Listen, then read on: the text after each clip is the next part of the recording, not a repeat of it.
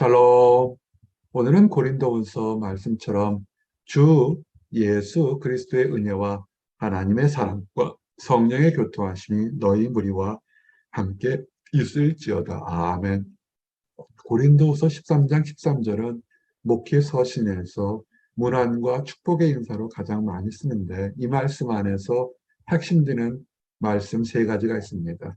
성도와 하나님의 일과 성도 발전은 그리스도 은혜 안에서 성령님을 따라서 우리 성도와 함께 하라는 그 권면의 말씀이 있어서 그 말씀을 증거합니다.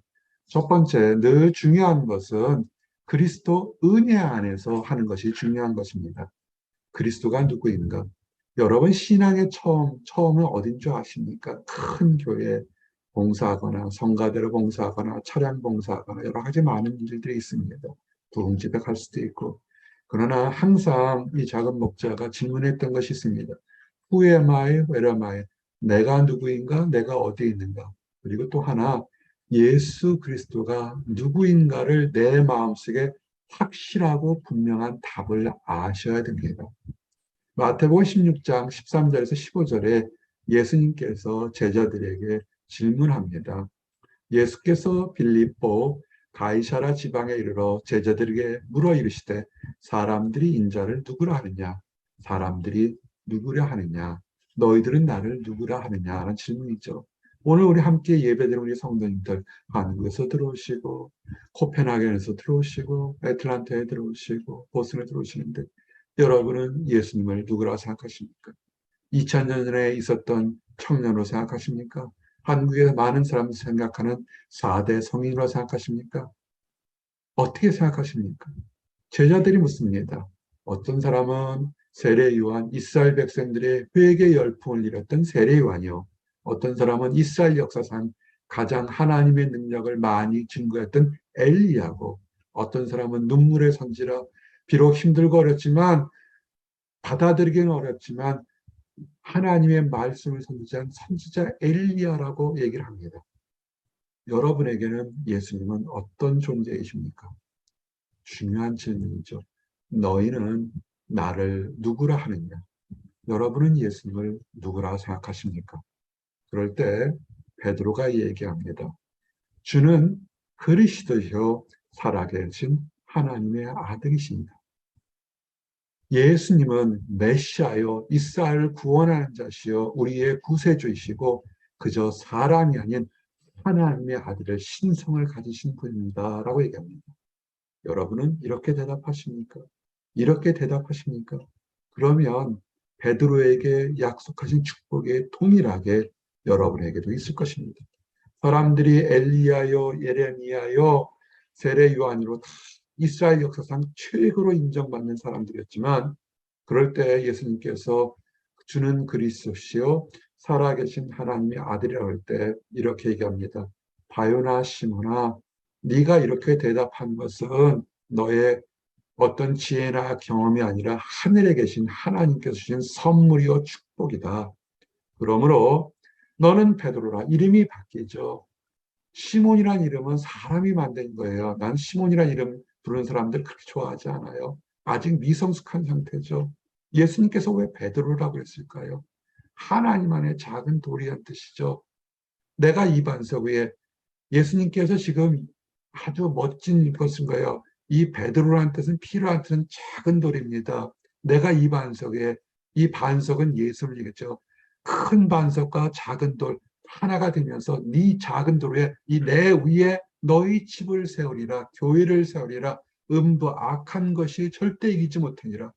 크리스찬이라는 것은요, 세상이 우리를 위협하고 무너뜨리려 해도 우리는 집이 모래 위에 지은 집이 아니라 튼튼한 반석 위에 지은 집이기 때문에 바람이 불어도 넘어지지 않는 것입니다. 인생의 기초와 삶의 소원 모든 것이 반석 위에 예수 그리스도에 있다는 것을 축복을 주신 것입니다. 흔들리지 않게 되죠. 그러면서 놀라운 축복을 줬습니다. 천국 열쇠를 내게 주리니.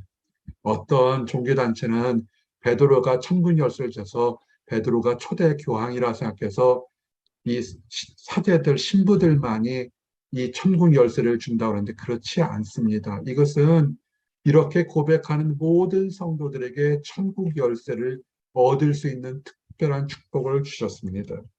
예수 그리스도가 나의 하나님이라고 주장하는 사람고 믿는 사람들, 실천하는 사람들에게는 놀라운 축복이 뭐냐면 내가 땅에서도 무엇인지 매면 하늘에서도 매일 것이요 내가 땅에서 무엇인지 풀면 하늘에서도 풀리리라. 땅에서 어떤 억울하고 힘든 일을 당했을 때 그를 위해서 하나님 이 일을 신원해 달라면 하나님께서 들어주실 것이고 내가 땅에서 다른 사람을 축복하고 다른 사람을 찬양하고 다른 사람을 칭찬하게 되면 하늘에서 축복이 내려올 거라는 것입니다. 기도하면 하나님께 아뢰면 하나님의 응답이 바로 내려오겠다는 엄청난 놀라운 축복을 주셨습니다. 지금 여러분들은 이것을 축복이라고 생각하십니까? 이 얘기는요. 예수님 당시부터 시작해서 약 1500년 동안은 비밀로 감춰져 있었습니다. 초대 교황들만 이 얘기를 해줄 수 있다고 잘못 알려 있었어요.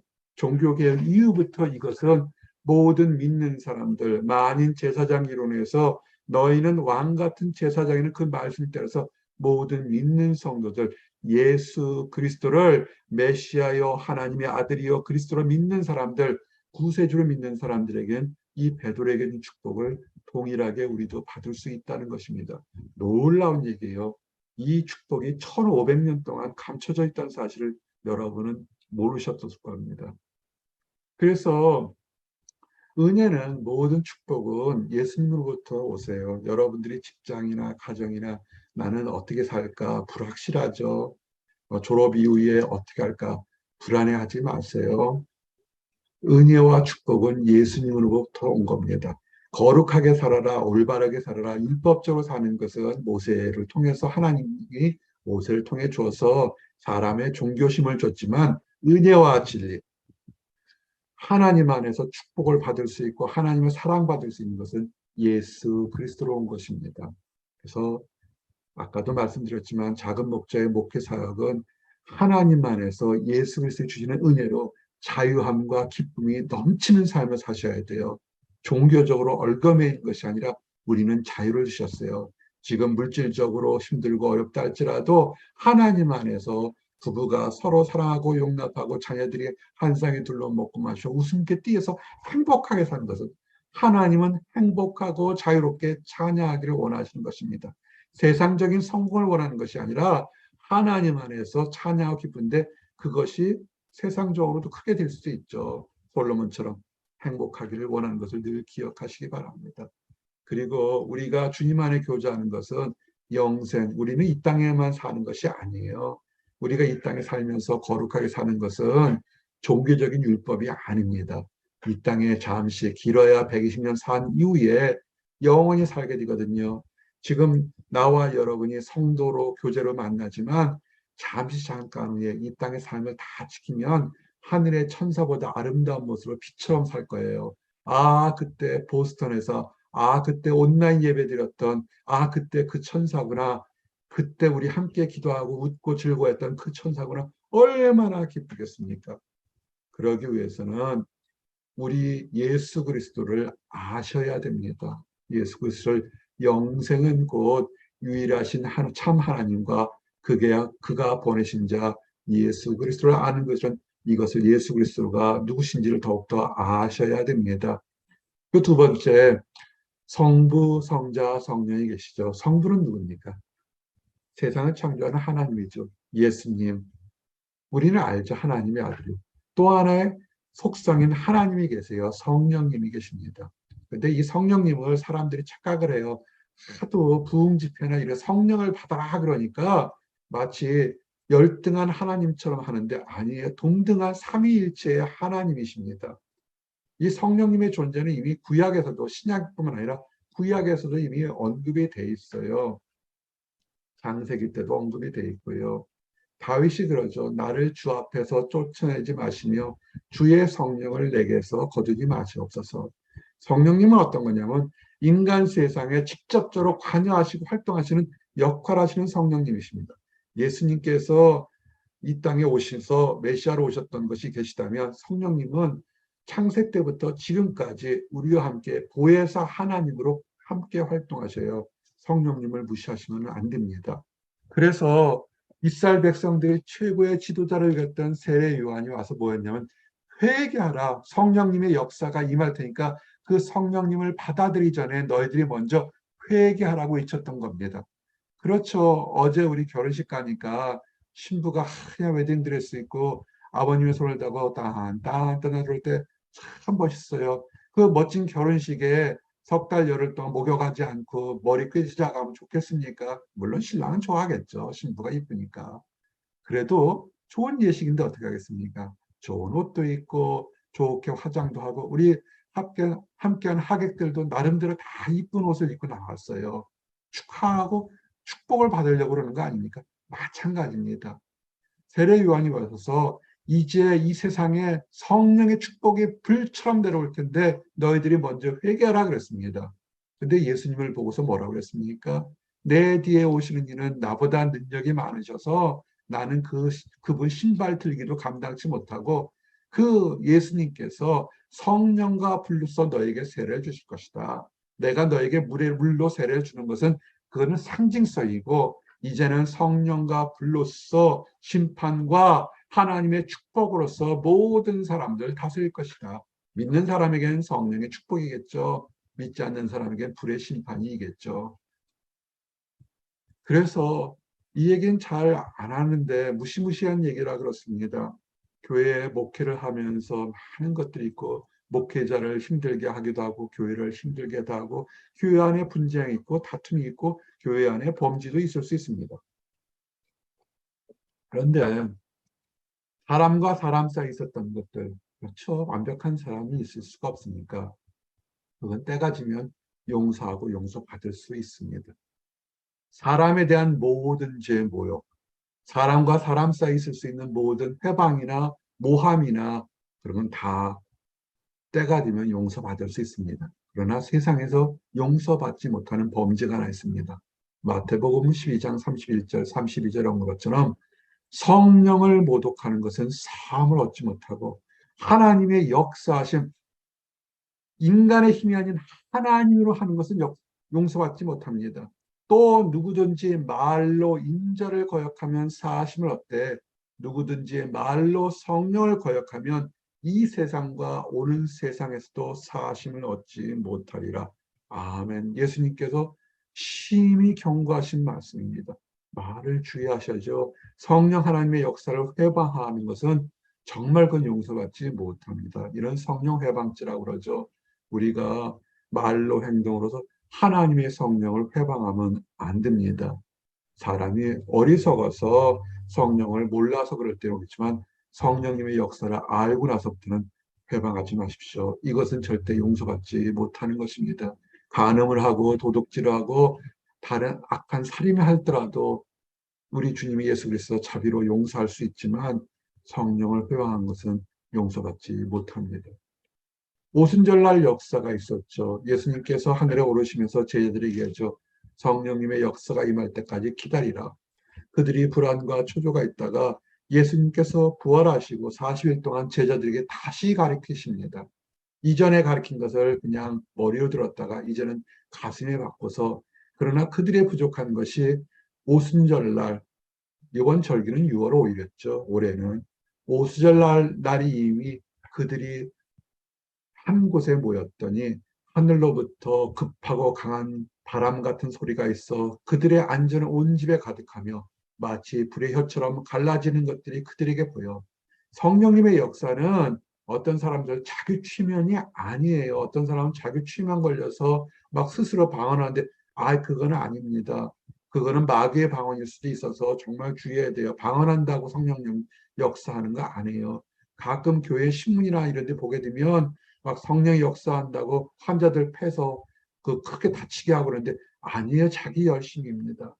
여기 급한 바람과 성령의 불 같은 건 뭐냐면 성령님은 실제한다는 것을 표현하는 거예요. 내가 느끼는 것이 아니라 성령님의 역사 따라서 그리고 그들이 성령의 충만을 받고 나서 잘 보십시오. 성령의 말하게 하심에 따라서 그들이 방언이 터져요. 왜? 오순절날 전 세계에서 많은 유대인들이 오기 때문에 각지 다른 나라 언어들 한 번도 배우지 않은데 그들의 언어로 복음을 전하게 시키기 위해서 성령님의 역사가 있는 것입니다.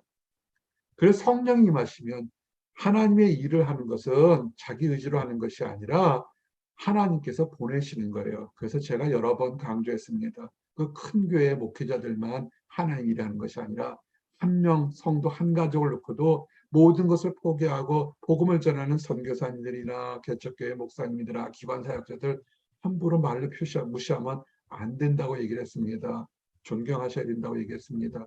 왜냐하면 그분들은 성령께서 임하셔서 가라 그래서 그 사람들도 다 잘 먹고 편히 사는 걸 좋아하는데 일부러 고생하는 거잖아요. 대접도 못 받고 멸시와 천대는 일상화되어 있는 곳에서도 복음을 전합니다.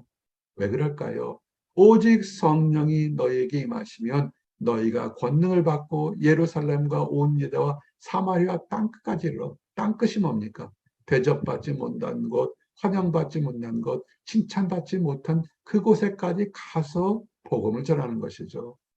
작은 목자는 목회자의 길을 가기 전에 나의 땅끝은 어딜까 할 때 나의 땅끝은 청년 목회였어요. 보스턴의 이민 목회였던 것입니다. 그래서 직장, 그 잘 나가는 직장 누구도 나가는 적 없어요. 어떤 사람들 직장에 쫓겨나서 한다는데 아니에요. 인생에서 제일 잘 나갈 때였습니다. 아주 편안하고 그때 있던 친구들 정년까지 아무런 문제 없이 다닌 좋은 직장이었는데 그거 다 뒤로 하고 청년들을 위해서 온 지가 보스턴에 왔습니다. 참 귀한 사람들 많이 만났죠. 지금도 만나고 있고 참 보람이 있습니다. 먹고 살고 환경은 빡빡해서 많이 힘들었지만 그래도 하나님께서 가라고 순종해서 그 안에서 많은 뜻을 받게 된 것입니다. 여러분이 지금 졸업 이후에 어디로 갈까? 내 인생은 어디로 갈까? 걱정하지 마세요. 성령님께 물으세요. 하나님 어떻게 할까요? 할 때 성령님께서 가라 하면 가시고 머물라 하면 머실 때 거기에 기쁨과 보람과 능력이 있습니다. 여러분 뜻대로 하지 마십시오. 성령님 뜻을 찾으시면 됩니다. 성령님의 능력을 어떻게 얻을까요? 나는 성령의 역사를 몰라요. 나는 아직도 방언도 못하고 하나님이 나하고 함께한다는 신기한 경험이나 이것을 체험하지 못합니다. 간단합니다. 회개하십시오. 회개하셔야 돼요. 성령님이라는 하나님의 역사를 하나님을 우리가 봤는데 우리가 더러우면 어떻게 하나님께서 역사하시겠습니까? 철저하게 처절하게 하나님 앞에서 회개하십시오. 잘못했던 거, 취했던 거, 말 한마디 서운했던 것까지도 다 회개하십시오. 혼자서 이렇게 골방에서 하셔도 좋고 교회에서 좋고 회개하십시오. 그러고 나서 각각 예수 그리스도의 이름으로 세례를 받고 제사함을 받아라. 세례는요, 회개한 사람들이 받는 겁니다. 아무나 막 받는 것이 아니라 정말로 회개하고 예수 그리스도를 개인의 구세주로 인격적으로 나의 주님으로 나는 살겠다 하는 것입니다. 그리고 세례는 사실은 공적인 장기이기 때문에 이제는 내가 예전 삶을 죽고 그리스도와 함께 다시 살고 그리스도와 함께 죽겠다는 처절한 모습이죠. 그럴 때 죄 용서도 받으면서 성령을 선물로 받게 된 것입니다. 이것이 놀라운 거죠. 세례 침례는 엄청나게 중요한 것입니다. 그저 1년, 2년 다녔다고 그냥 물 찍어서 주는 건 그건 세례가 아니에요. 세례는 하나님과 우리 예수님을 신랑으로 만드는 그런 결혼 예식과 같이 엄청나게 중요한 것입니다. 먼저 회개하십시오. 그리고 마지막으로 성도가 뭔지 아십니까? 회개해서 성령님을 받아들인 사람들을 성도, 거룩한 무리라는 뜻입니다. 히브리 말, 그 그리스 말은 에클레시아, 밖으로 불리워진 무리라는 것입니다. 전 세계 수십억 사람 중에서 하나님께서 특별히 한 명, 한 명, 한 명 선택해서 모아서 모아는 것입니다. 교회 문턱을 받았다고 다 성도가 아니죠. 그거는 그냥 겉면에서 칭찬하고 힘을 주려고 성도라고 하지만 원래의 성도의 뜻은 그것이 아닌 것입니다. 그래서 성도들, 아, 저 사람이 정말 하나님의 자녀구나라고 알 수 있어요. 속이지 않으셔도 돼요. 알 수 있습니다. 아직 하나님을 영접하지 못한 사람과 거듭난 사람들은 언행을 보고 그들의 생각을 보고 비전을 보면서 거듭난 걸 알 수 있어요. 거듭난 사람은 세상 것을 좋아하지 않아요. 하나님 것을 좋아하고 예수님을 따라가는 마음이 더 기뻐서 늘 웃고 사랑할 수 있습니다. 이제 성도들이 하는 것은 뭐냐면 서로 무난하는 것입니다. 샬롬을 하는 것입니다. 무난할 때 질투와 시기와 모함이 필요해질까요? 아니죠. 왜 교회 가서 닥치는 게 뭔지 아십니까? 성도가 아닌 교회 문턱을 닮은 이방인들이 있어서 그들이 질투하고 시기하고 험담하기 때문에 참된 성도들이 닿는 것이죠. 빌립보서 4장 말씀이 뭡니까? 그리스도 예수 안에 있는 성도에게, 하나님의 성도에 각각 문안하라. 여러분, 문안의 인사를 하셔야 돼요. 우리 부모님과 가장 사랑하는 남편과 아내에게 기쁠 때 서로 문안한 것처럼 우리 교회 성도들에게 문안하셔야 됩니다. 그리고 함께 모이십시오. 예전에는 꼭 교회라는 로컬 처치 보이는 곳에서 오프라인에서 모였지만 코로나 역병을 통해서 하나님의 놀라운 비밀이 또 하나 드러나죠. 시공을 초월하잖아요. 이 히브리서나 빌립보서에서 성도를 문안하는 것이 사도 바울이 직접 가서 거기 있는 사람들만 문안하라고 그랬을까요? 그렇지 않았죠. 사도 바울은 옥에 갇혀 있었어요. 옥에 갇혀 있었으면서 영으로 모든 하나님의 자녀들을 서로 사랑하고 존경하며 그리스도 안에서 문안하라 그러죠. 그러면서 말세 때가 될수록 지금 말세예요. 사실은 여러분들이 어떻게 생각하시는지 모르겠지만 요한계시록 읽어보시면 이렇게 전쟁과 기근과 역병이 나는 것이 어딨죠. 그리고 이단 사상이 예수 그리스도가 메시아가 아니고 하나님의 아들이라는 것을 부정하는 세대가 어디 있습니까? 말세 중에 말세죠. 이때 되면 어떤 사조가 되면 교회를 가지 않아요. 모이기를 패하는 어떤 사람들의 습관 가지 않고 예배를 멀리하죠. 보이는 예배든 보이지 않는 온라인과 오프라인 예배를 멀리하게 됩니다. 그렇게 하지 마십시오. 예수님의 재림할 날이 가까워졌습니다. 여러분이 그날을 보게 될 때 그럴수록 가까울수록 더욱 그리하자 그랬습니다. 우리 오석은 자매가 샌디에고로 가죠. 간다고 그저 멀리 완전히 떠나가는 게 아니라 제가 파송 예식이라고 했어요. 눈에서 멀어져도 그리스도인들은 다 함께 주 안에서 문안하고 교제하고 사역자로 파송하는 거죠. 그래서 함께 영적으로 함께 모여야 됩니다. 이것을 못하는 이유가 뭘까요? 잘못 가르쳤기 때문에 그래요. 잘못 그릇된 교회에서 배웠기 때문에 마치 있을 때는 반짝반짝 까까까 웃다가 이득 있다가 딱 떨어지면 내가 언제 다시 볼까 하고 팽개치는 그렇지는 않죠. 부모 자식 간이 어떻습니까? 눈에서 멀어서 잠시 안 보이더라도 1년을 보든 10년을 보든 다시 만나면 어때요? 그립고 사랑스럽잖아요. 우리는 주 안에서 가족인 것입니다. 함께 영적으로 모이는 것들, 오프라인에서도 온라인에서도 모이기를 힘쓰셔야 됩니다. 그리고 사실은 이것은 초대교회 모습인데 사실은 모든 교회가 본받아야 되는데 많이 힘들어요. 사도행전 2장 44절에서 47절은 도전이 됩니다. 이게 초대교회 그리고 보람 정말 모습이죠. 믿는 사람들이 다 함께 있어 모든 물건을 서로 통용하고 또 재산과 소유를 팔아 각 사람의 필요를 따라 나눠주며 이 말을 문자적으로 행하는 것들이 이단들이 이렇게 하죠. 그래서 그 이단 그룹에 들어오게 되면 재산을 다 팔으라고 그래서 재산들을 착취하는 경우가 있는데 이것을 정말 성숙해서 문자적으로 증명하셔줬겠지만 저는 이렇게 해석하고 싶습니다. 개인의 물건은 소유하니까 반대로 누가 필요하고 누가 힘들고 누가 아프다면 중보 기도해 주십시오. 세상에 물질이 많아서 나눠줘도 한계가 있을 겁니다. 근데 믿는 성도는 천국의 열쇠를 받은 사람들이잖아요. 하나님 아버지께 기도하면 되죠. 그래서 누가 힘들고 어렵다 그러면 고소하다고 생각하면 그거는 정말 어쩌면 성령 하나님을 회방하는 것인지 몰라요. 내가 아픈 것처럼, 내가 힘든 것처럼, 내가 절박한 것처럼, 누가 비자 문제 때문에, 직장 문제 때문에, 학업 문제 때문에, 대인관계 문제가 있다 그러면 기도해 주셔야 되죠. 그리고 날마다 마음을 같이하여 성전에 모기를 힘쓰고, 그래요. 예전에는 이렇게 오프라인 예배가 많습니다. 교인들이 많지 않고 있어서. 근데 지금은 전 세계 사람들이 오고 가는 게 너무 멀리, 지구가 하나가 하나의 가족처럼 돼 있잖아요. 그렇기 때문에 온라인과 오프라인에서 서로들 영적으로 대화할 수도 있고, 지금 전화로도 화상전화도 하잖아요. 예전에는 그러지를 못했잖아요. 그래서 이제 시대가 변하니까 그 모든 초월해서 우리의 마음이 서로 모이기를, 영적으로 모여서 기도하고 찬양하고 하기를 원합니다. 그럴 때 성숙한 크리스찬, 올바른 크리스찬은 우리끼리만 좋은 것이 아니라 믿지 않는 사람들에게도 칭찬을 받으셔야 돼요. 한국의 어떤 특별한 집단들이, 이단들이 욕먹는 게 뭡니까? 정말 뜨거워요. 기도하고 밤새고 처리합니다. 그렇지만 믿지 않는 일반 사람들, 부모들, 자식들 다 떨어서 원망하지 않습니까? 자기들끼리만 똘똘 뭉치지 않습니까?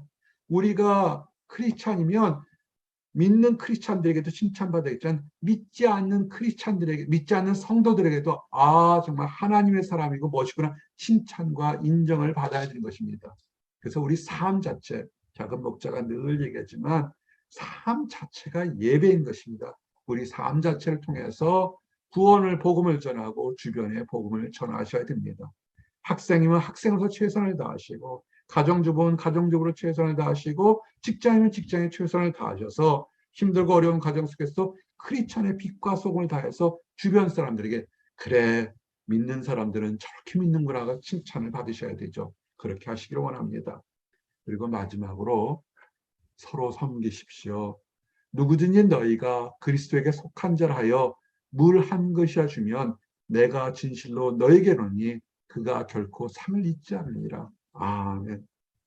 작은 것 하나를 나눠주십시오. 큰 거 나눠주기는 어려워요. 믿음이 좋고 포용력이 좋고 사랑이 많으면 큰 것도 퍽퍽 나눠줄 수 있지만, 물 한 그릇, 힘들고 어려운 사람에게 잘했다 격려해 주시고 기도해 주시고 사랑을 베풀 때 그 사랑을, 그 상을 하나님께서 반드시 갚아 주시겠다는 것입니다.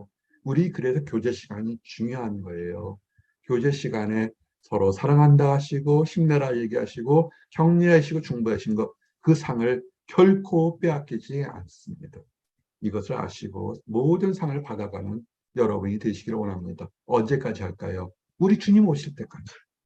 우리가 오실 때 너의 마음을 굳건하게 하시고 우리 주 예수께서 그의 모든 성도와 함께 강림하실 때, 우리보다 먼저 천국에 가신 분들이 계시잖아요. 그분들이 다시 예수님과 함께 다 오셔요. 그 다 만날 때까지 성도들은 서로 사랑하고 무난하고 큰 마음으로 하나님을 섬기시기를 원합니다. 이제 말씀을 정리합니다. 주 예수 그리스도의 은혜와 하나님의 사랑과 성령의 교통하심이 너희 무리와 함께 있을지어다. 문안 인사도 되며 축복 인사도 되며 우리에게 권면이 되는 것은 그리스도 예수 안에서 우리의 힘과 욕정이 아닌 성령님의 인도하심을 따라서 함께 그리스도가 된 성도들과, 크리스찬이 된 성도들과 함께 기쁨과 소망을 나누시기를 원합니다. 그래서 좋은 날에 찬양하게 하시고 힘든 날에 함께 기도하는 우리 모든 사람들이 되기를 원합니다. 기도하시겠습니다. 하나님 감사합니다.